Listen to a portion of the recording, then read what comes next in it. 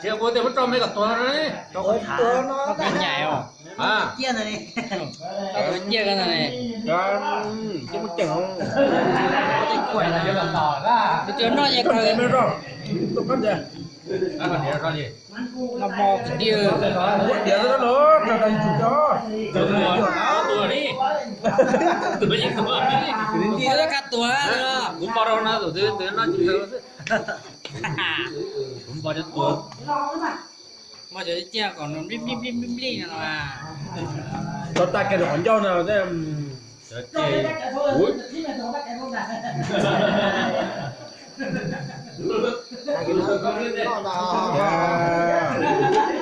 เจ๋งเลย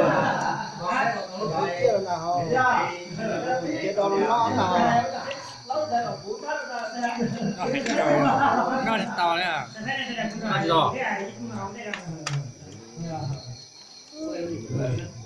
มันเลยอ่ะ